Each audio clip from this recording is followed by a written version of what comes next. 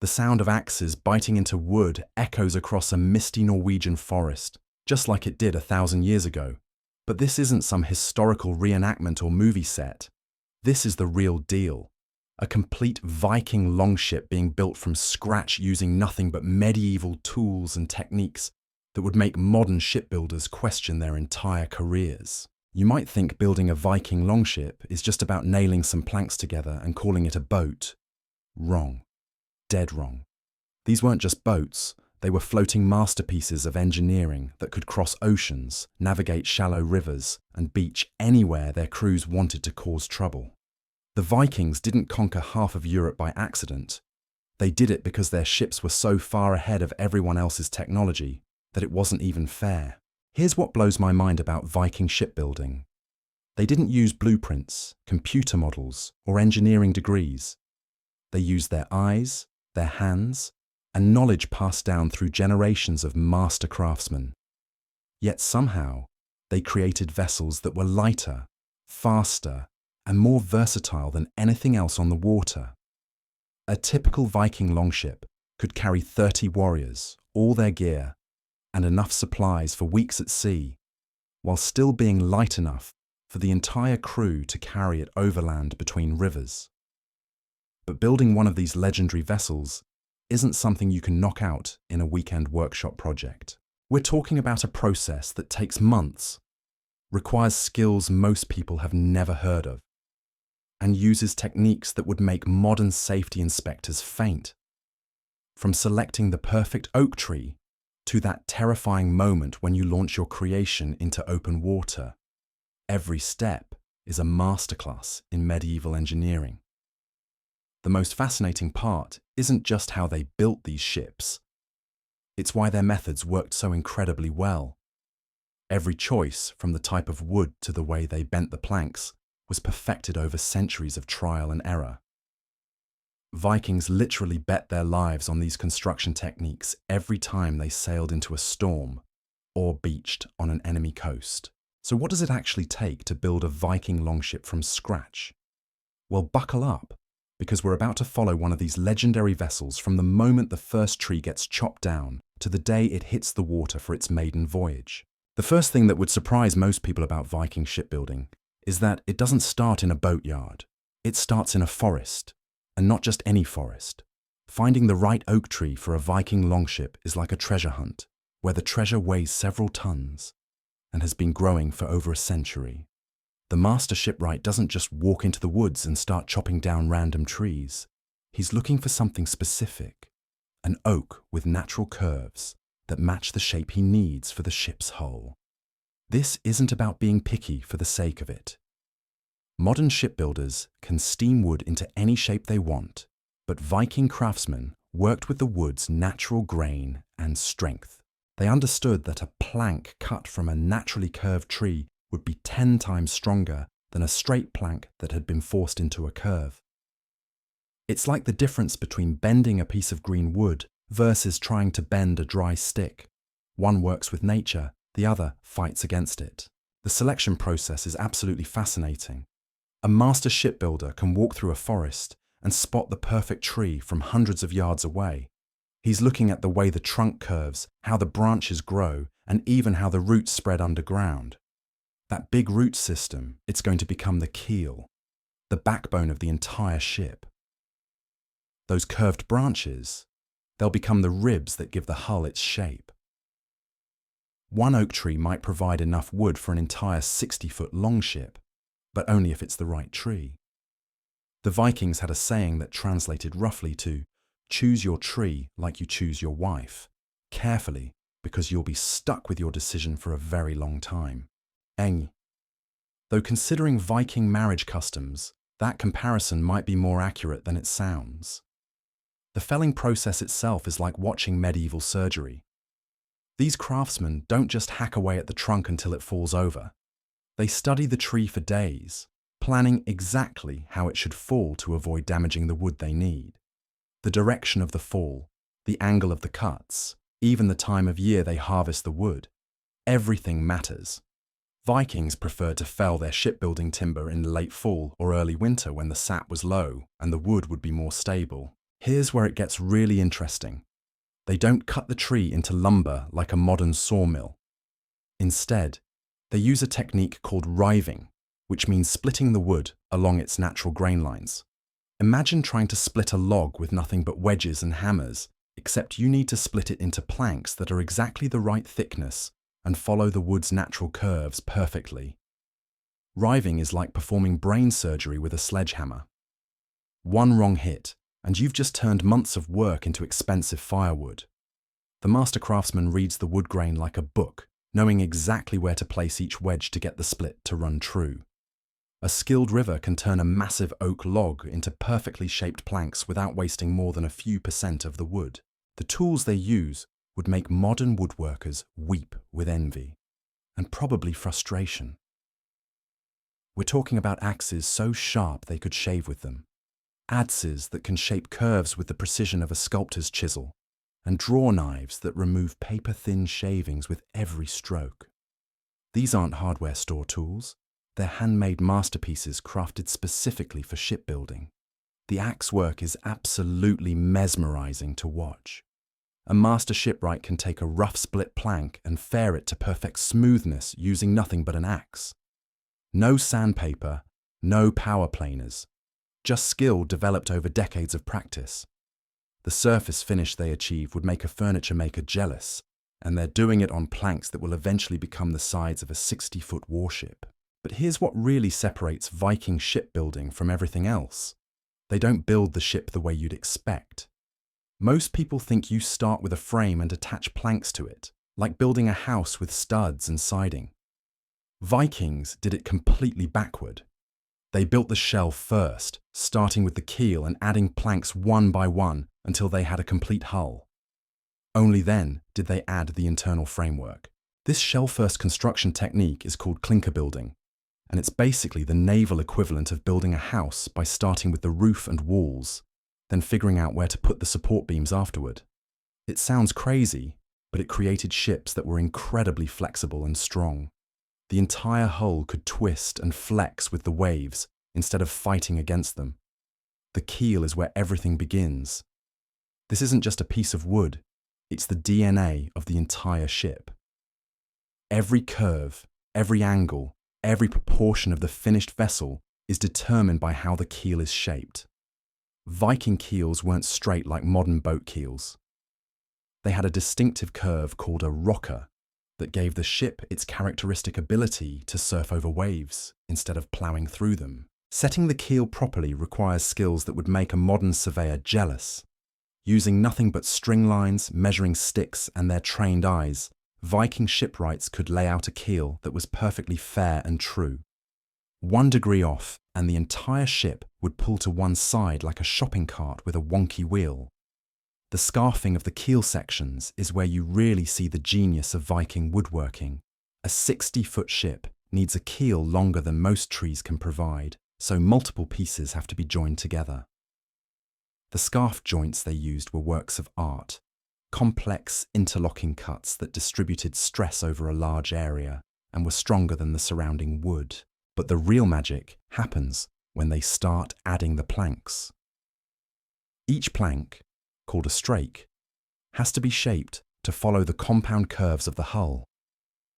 This isn't just bending wood in one direction, it's twisting it in 3 dimensions while maintaining perfect contact with the plank below it. The amount of skill required is absolutely staggering. The steam bending process looks like something out of a medieval torture chamber. Long planks of oak are placed in steam boxes. Basically, wooden coffins filled with boiling steam, until the wood becomes flexible enough to bend without breaking. The timing has to be perfect.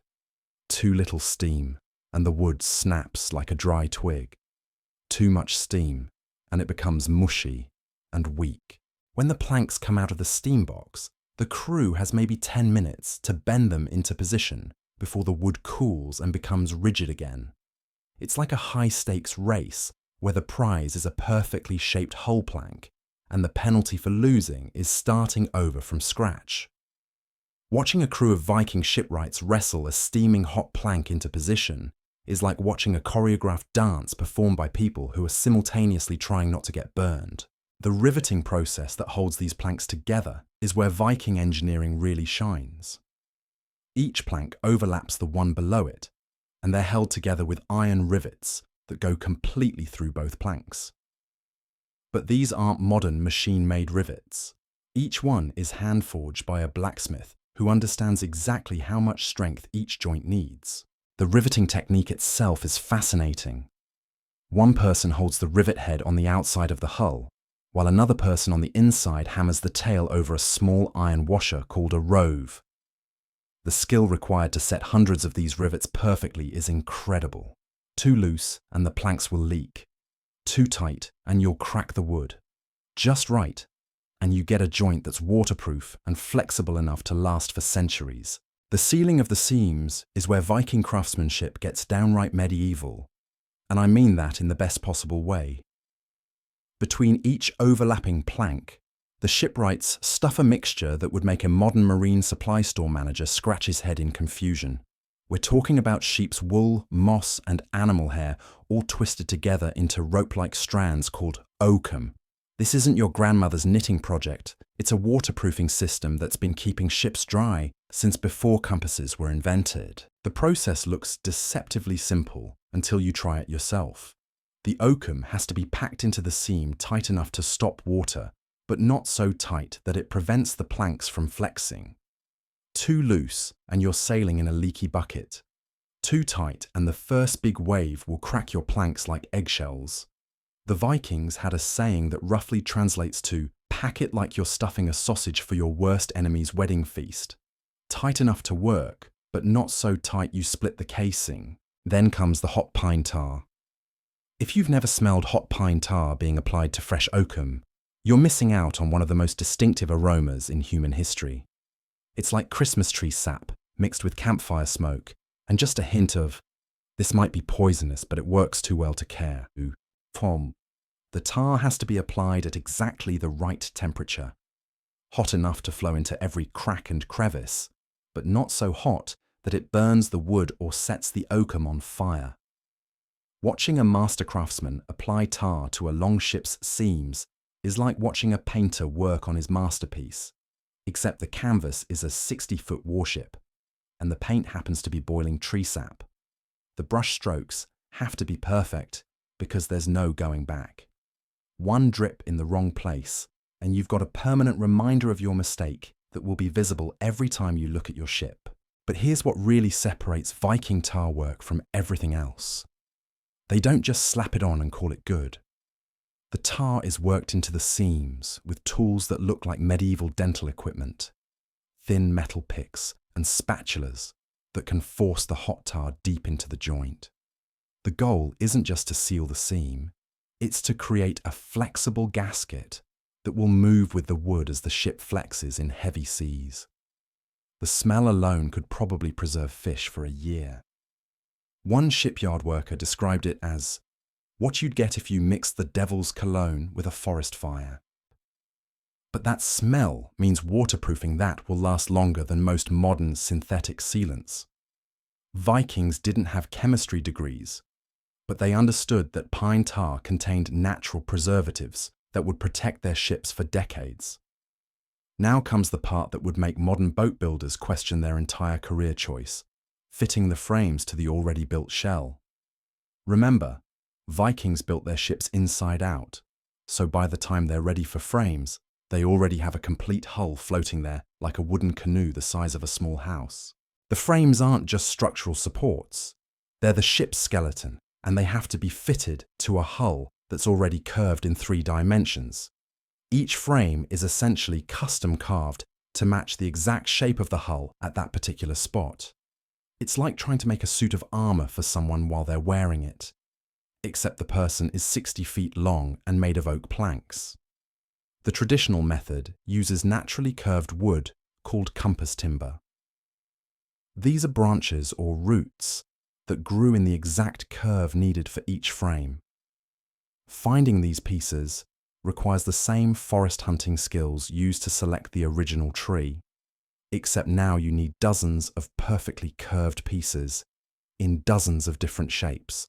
The fitting process is pure craftsmanship magic.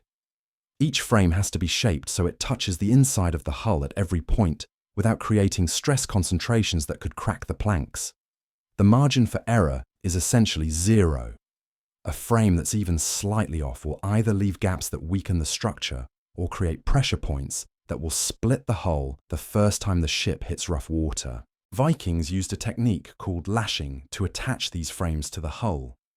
Instead of nails or screws that could split the thin planks, they drilled small holes and lashed the frames in place with rope made from twisted animal sinew or plant fibers. This created a connection that was strong but flexible.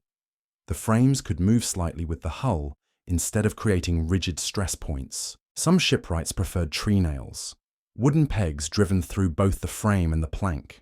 These had to be made from a different type of wood than the hull, usually ash or birch, because they needed to swell when wet to create a tight joint. The skill required to drive a tree nail perfectly is incredible. Too hard, and you split the plank. Too soft, and the joint stays loose. Just right, and you get a connection that actually gets stronger when it gets wet. The thwarts are where the ship transforms from a beautiful wooden sculpture into an actual warship.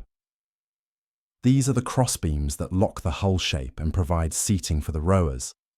But they're not just benches, they're structural elements that distribute the tremendous forces generated by 30 warriors pulling oars in perfect synchronization. Each thwart has to be precisely positioned to accommodate the rowing stations while maintaining the hull's structural integrity.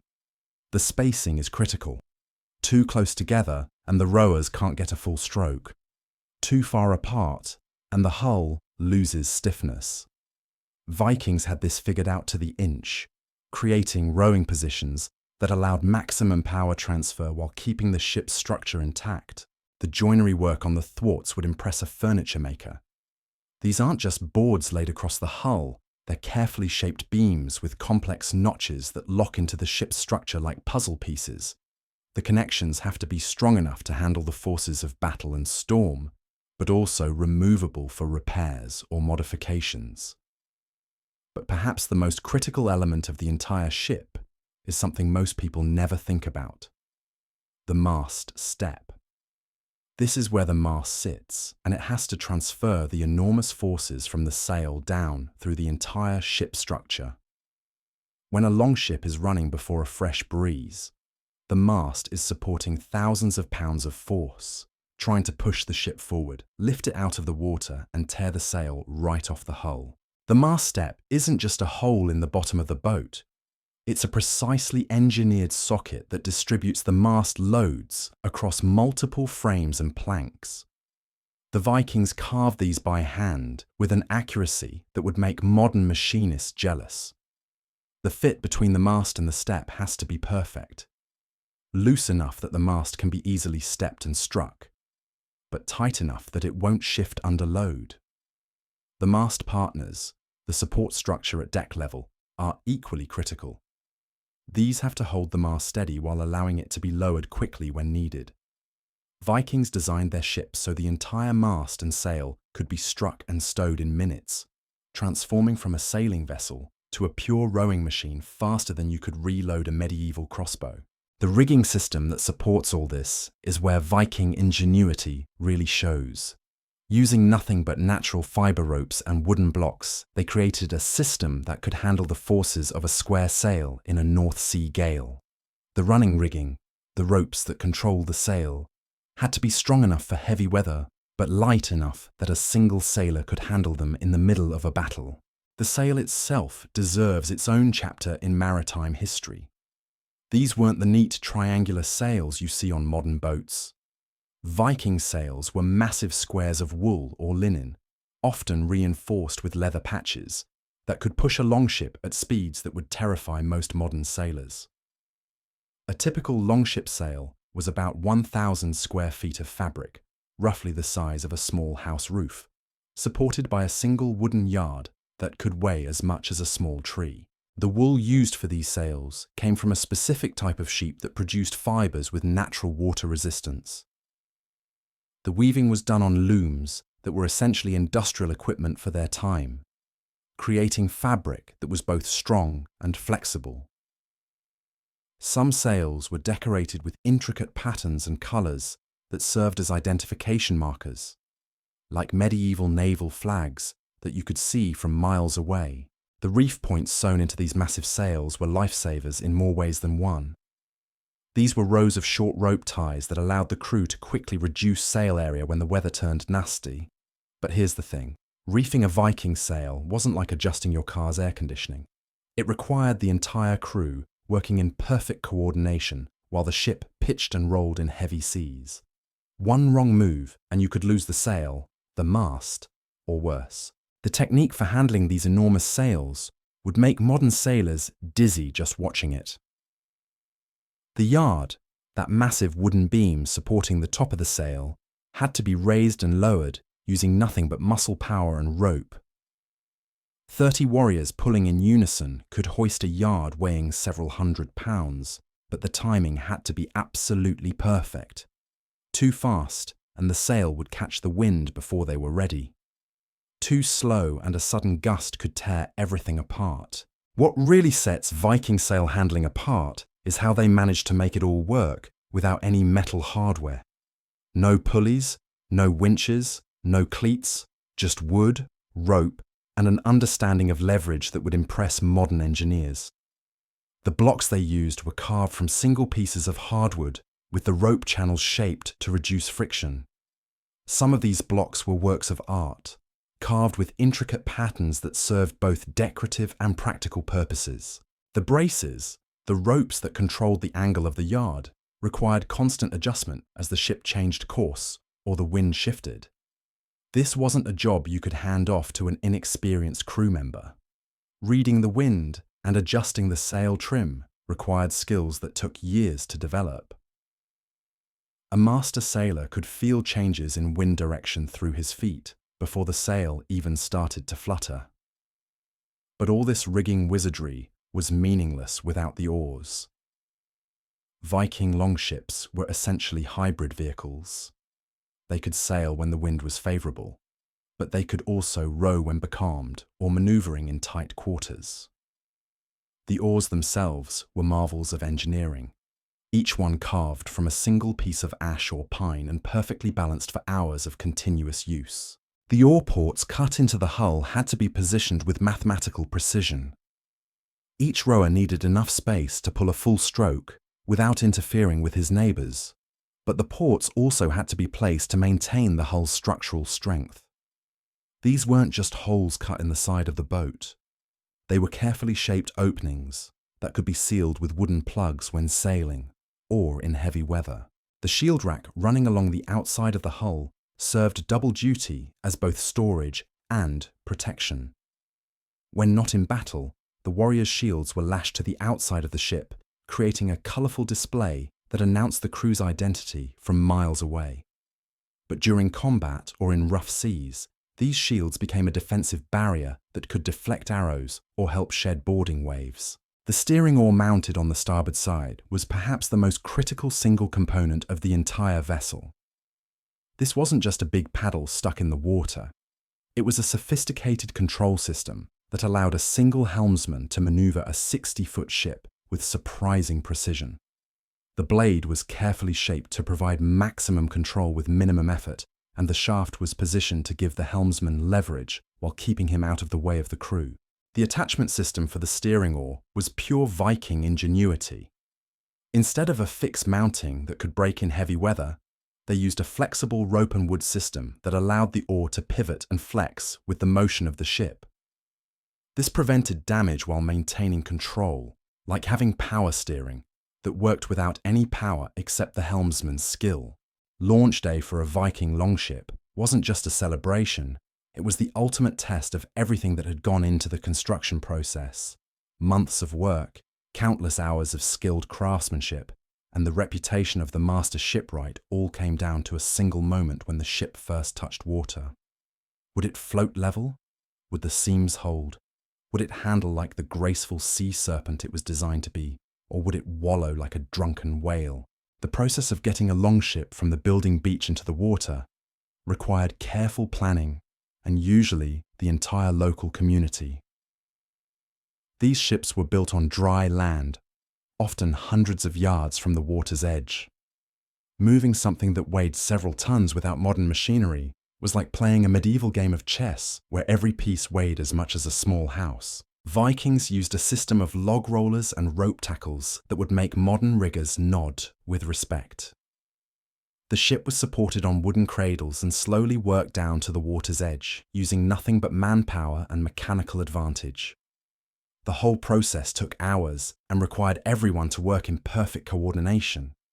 One person pulling at the wrong time could send the whole ship sliding sideways, or, worse, cause it to tip over and crush someone. The actual moment of launch was both thrilling and terrifying. As the ship's bow touched the water for the first time, everyone held their breath, waiting to see how it would sit in the water. A properly built longship should float level with just a slight bow-up attitude. Too much bow down and the ship would plough through waves instead of riding over them. Too much stern down and it would be sluggish and hard to steer. The trim adjustment process started immediately. Vikings used stone ballast placed strategically throughout the hull to get the ship sitting just right in the water. This wasn't guesswork. Experienced shipwrights knew exactly where to place ballast to achieve the perfect balance between stability and performance. Too little ballast and the ship would be tippy and uncomfortable. Too much and it would be slow and heavy. But getting the ship to float properly was just the beginning. The real test came with the first rowing trials. 30 warriors taking their positions at the oars for the first time was like watching a choreographed dance performed by people who had never met the choreographer. The rowing cadence had to be established, the stroke timing perfected, and the power delivery coordinated. The sound of a longship crew rowing in perfect synchronization is something you never forget. 30 oars hitting the water in unison creates a rhythm that you can feel in your bones. The ship doesn't just move through the water, it surges forward with each stroke like a living creature. When everything is working perfectly, a longship under oars can maintain speeds that would impress modern rowers. Testing the turning radius was equally critical. A longship had to be able to spin almost in its own length when maneuvering in tight quarters or evading enemy ships. This required precise coordination between the oarsman and the helmsman. Half the crew would row forward while the other half backed water, spinning the ship like a compass needle finding north. The mast stepping trials were always nerve-wracking. Raising that massive wooden pole and its enormous sail for the first time was like performing surgery in front of an audience. Everything had to work perfectly. The mast had to slide smoothly into its step, the rigging had to support it properly, and the whole assembly had to stand straight and true under the weight of the sail. The first time a new longship's sail filled with wind was pure magic. The transformation from a rowing vessel to a sailing ship happened in seconds, but the effect was dramatic. The ship would heel slightly as the wind caught the sail, then surge forward with a power that no amount of rowing could match. Properly handled, a longship under sail could maintain speeds of 8 to 10 knots in a fresh breeze, fast enough to outrun most pursuing vessels. Testing the sail handling procedures required nerves of steel. Tacking a square-rigged ship, turning through the wind, was a complex maneuver that required perfect timing and coordination. The crew had to lower the yard, swing it to the other side of the mast, and raise it again, all while the ship was turning through the wind. One mistake, and the sail could be torn apart, or the mast could be damaged. The beaching drills were perhaps the most important tests of all. Viking longships were designed to be beached bow first on any reasonably flat shore. This capability was what made Viking raids so effective. They could land anywhere without needing a harbour or dock. But beaching a 60-foot ship moving at high speed required skill, timing, and more than a little courage. The approach had to be perfectly judged. Too slow, and the ship would ground short of the beach and have to be pushed ashore by hand. Too fast, and the impact could damage the bow or throw the crew around like rag dolls. The helmsman had to read the waves, judge the water depth, and time the final approach so the ship rode up on the beach with just enough momentum to get well ashore.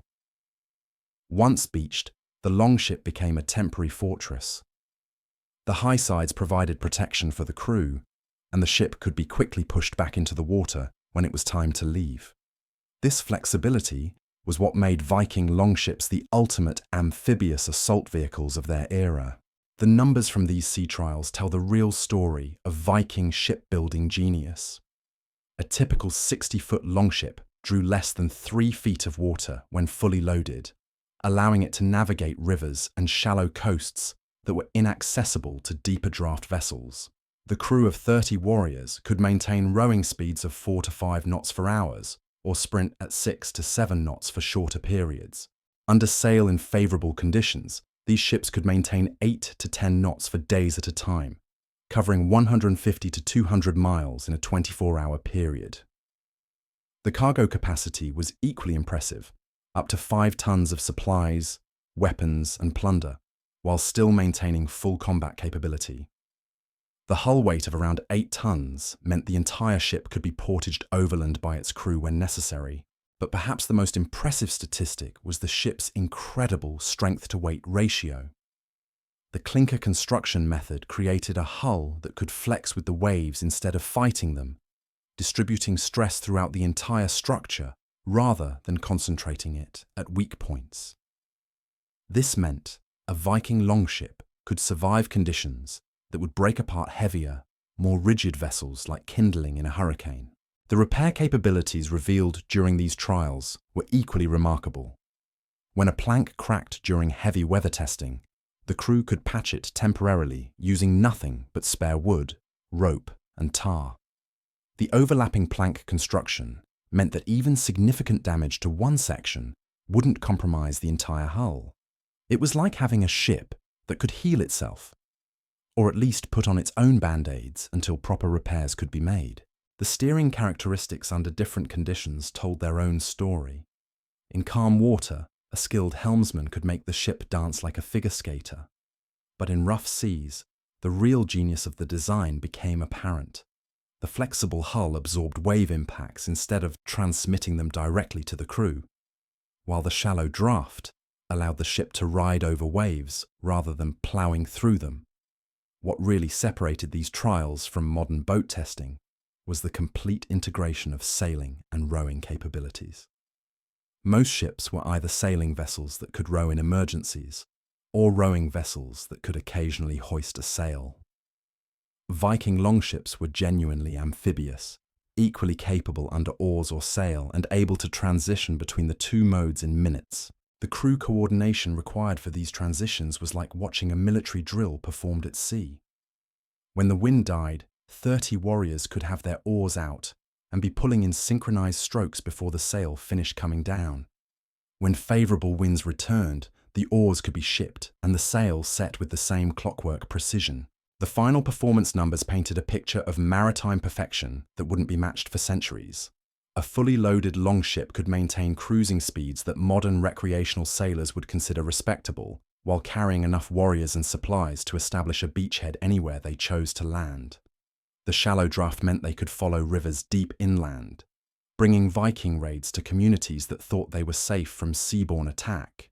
The cargo capacity calculations were equally impressive. 5 tons doesn't sound like much until you realize that included not just supplies and weapons, but also the plunder from successful raids. These ships were floating treasure vaults that could pay for their construction costs with a single successful voyage, assuming you survived to enjoy the profits. But numbers only tell part of the story. The real measure of a Viking longship's success was how it changed the balance of power across medieval Europe. These weren't just boats, they were weapon systems that allowed a relatively small population in Scandinavia to project power across vast distances. The ability to appear anywhere, there was navigable water, strike fast, and disappear before organized resistance could respond, made Viking raiders the medieval equivalent of stealth bombers. The psychological impact was just as important as the tactical advantages. Coastal communities lived in constant fear of seeing that distinctive dragon-headed prow appear on the horizon. The sight of even a single longship could empty entire villages as people fled inland with whatever they could carry. It was like having your own personal apocalypse that could show up without warning and ruin your whole year.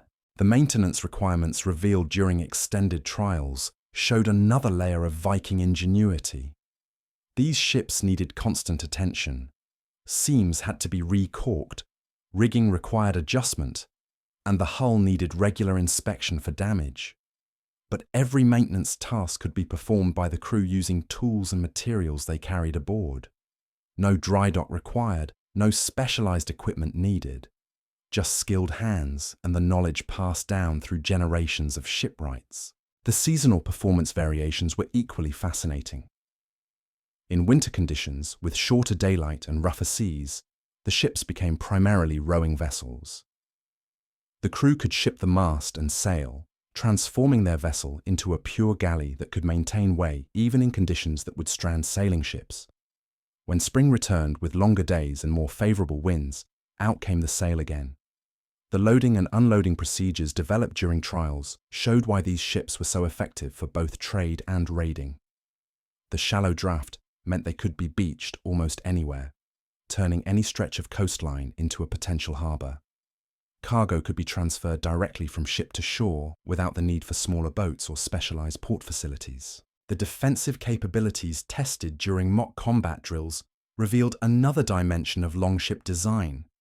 The high sides provided excellent protection for the crew while still allowing them to use weapons effectively. The ship could serve as a mobile fortress, with warriors fighting from behind the shield wall, mounted along the gunwales. It was like having a castle that could sail up to your enemy's front door. The speed trials under different loading conditions showed the remarkable efficiency of the hull design. Even when loaded to capacity, a longship retained most of its performance characteristics. The careful attention to weight distribution meant that cargo actually helped stabilize the vessel, rather than making it sluggish or unwieldy. The endurance testing revealed the true genius of Viking provisioning. These ships could remain at sea for weeks with careful rationing, allowing them to strike targets far from their home bases. The combination of fishing gear, preserved foods, and the ability to raid coastal settlements for fresh supplies meant that a longship crew could sustain operations almost indefinitely. The navigation trials demonstrated capabilities that bordered on the supernatural. Using nothing but sun compass, stars, and their intimate knowledge of wind and wave patterns, Viking navigators could find their way across hundreds of miles of open ocean with accuracy that wouldn't be matched until the invention of modern instruments. It was like having GPS that ran on pure skill and experience. The weather handling characteristics, tested during deliberately rough conditions, showed why these ships could operate in seas that would ground other vessels. The flexible hull construction allowed the entire ship to move with the waves rather than fighting them.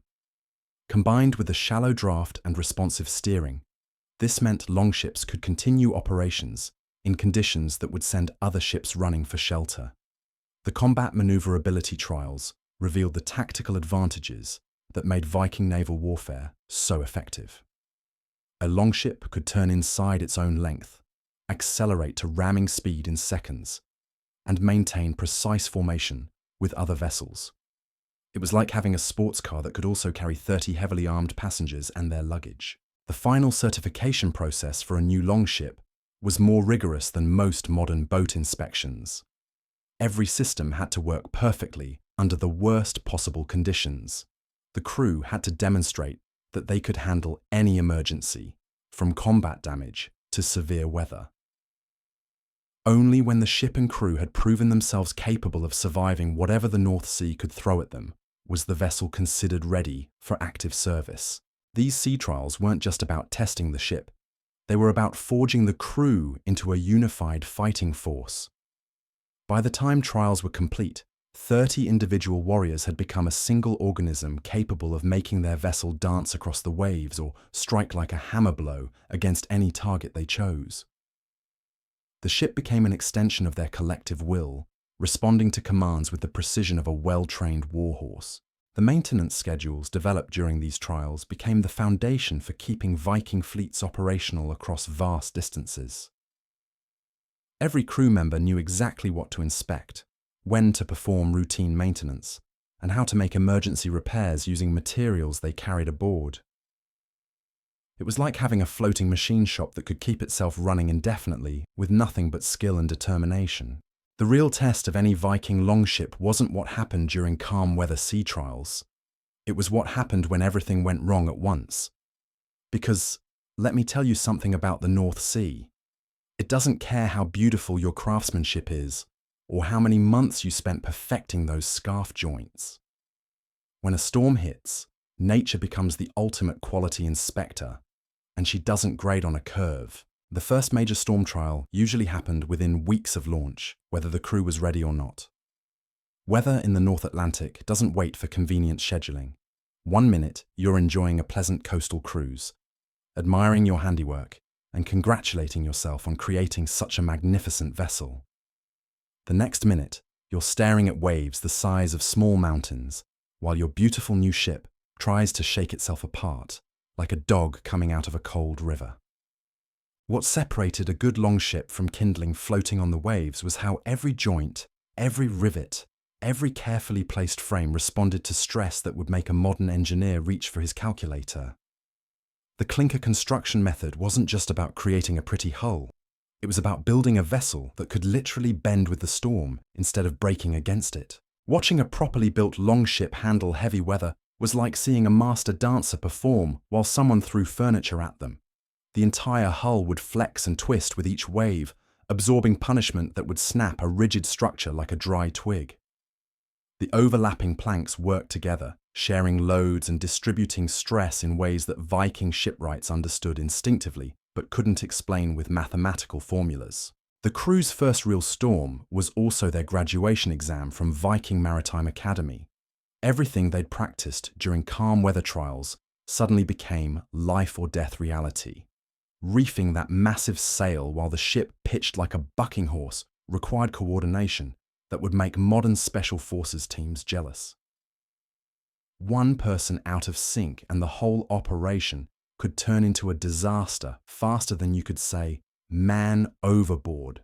Istan, the steering oar, became the most critical piece of equipment on the entire ship during heavy weather. That single wooden blade, controlled by one person standing at the stern, was all that kept 30 warriors and their vessel from broaching sideways to the waves and rolling over like a floating log. The skill required to maintain control in conditions where you could barely see past the bow was something that took years to develop, assuming you lived through the learning process. What really tested the ship's construction was the constant flexing motion in heavy seas.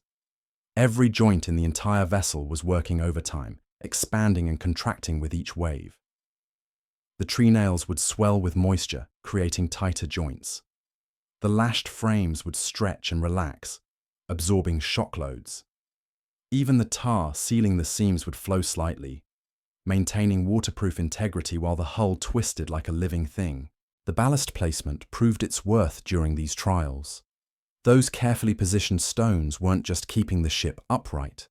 They were providing the stability that allowed the crew to function when everything around them was in constant motion. Too little ballast, and the ship would roll so violently that the crew couldn't stand. Too much, and it would become sluggish and unable to ride over the waves properly. The sail handling in storm conditions separated experienced crews from beginners in ways that were immediately obvious and sometimes fatal. An inexperienced crew would fight the sail, trying to force it to do what they wanted. Veterans learned to work with the wind, using its power to help control the vessel, instead of fighting against forces that could tear apart the strongest rigging. The most terrifying moment in any storm trial was when the ship would surf down the face of a particularly large wave. The entire vessel would accelerate like a runaway horse, the bow would lift out of the water, and for a few heart-stopping seconds, 30 tons of wood, and warriors would essentially be flying through the air. Landing at the bottom of that wave required skill, luck, and construction quality that could handle impact forces that would crumple lesser vessels. But storms weren't the only test of a longship's seaworthiness. Combat trials pushed both ship and crew to limits that no peaceful merchant vessel would ever face. When enemy ships appeared on the horizon, that beautiful sailing vessel had to transform into a weapons platform, capable of delivering 30 armed warriors exactly where they could do the most damage. The transition from sailing to combat configuration was like watching a stage magician's trick performed at sea. Down came the sail, out came the oars, and suddenly you had a vessel that could accelerate to ramming speed or turn on a silver coin. The shield rack along the gunnels became a defensive wall that could deflect arrows while providing handholds for warriors preparing to board enemy vessels. The combat maneuverability that these ships demonstrated during trials was absolutely staggering. A skilled crew could bring their longship alongside an enemy vessel, deliver their boarding party, and be gone before the victims could organize effective resistance.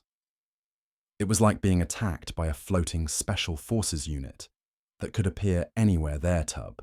The psychological impact of these combat was enough water to float a bat trials was just as important as the tactical capabilities they demonstrated. The sight of a longship bearing down at full speed, oars flashing in perfect synchronization, while 30 warriors screamed their battle cries, was enough to break the morale of most opponents before the fighting even started. It was psychological warfare performed by people who understood that winning the battle in your enemy's mind was half the victory. The boarding procedures developed during these trials were like choreographed violence.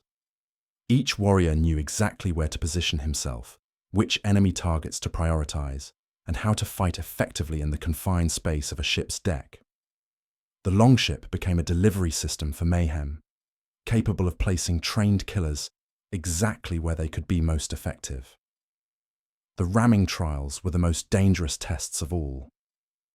Deliberately driving your brand new ship into solid objects at high speed was like playing Russian roulette with months of work and the lives of everyone aboard. But ramming was a legitimate Viking naval tactic, and the ship had to be capable of surviving the impact while delivering maximum damage to the target. The bow construction that could handle ramming loads was a masterpiece of engineering that would impress modern naval architects. The stem post and forward frames had to absorb tremendous impact forces while maintaining the ship's structural integrity. A successful ram could disable an enemy vessel instantly, but a poorly executed attempt could sink your own ship faster than enemy action. The retreat capabilities test. A Viking raid during these trials were equally important was only successful if the crew lived to enjoy their plunder. The ability to disengage from combat quickly and escape pursuing vessels often meant the difference between profit and disaster. A longship that could transition from combat to flight mode in seconds gave its crew options that could save their lives. The shallow water operations that these ships excelled at opened up tactical possibilities that deeper draft vessels couldn't match. A longship could follow rivers far inland, bringing Viking raids to communities that thought geography protected them from seaborne attack. The ability to navigate in water barely deep enough to float the hull meant that almost any coastline became a potential landing site. The beaching assault procedures perfected during trials were what made Viking raids so devastatingly effective.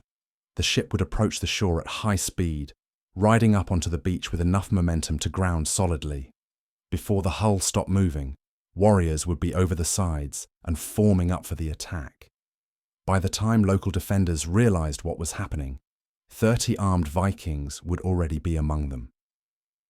The rapid deployment capabilities that these trials demonstrated were like watching an amphibious assault performed by people who had turned beach landings into an art form.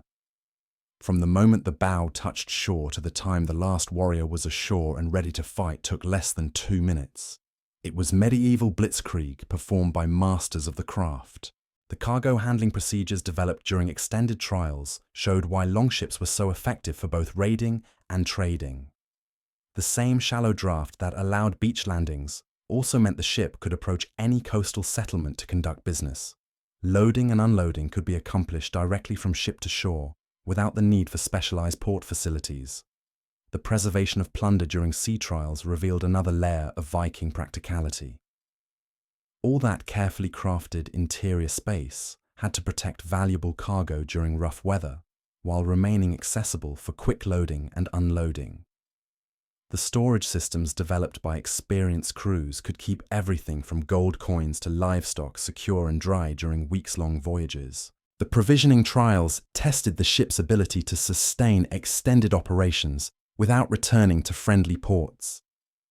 A longship crew had to be self-sufficient for weeks or even months, carrying enough food, water, and supplies to maintain combat effectiveness while operating far from home. The storage systems that made this possible were marvels of efficient space utilization.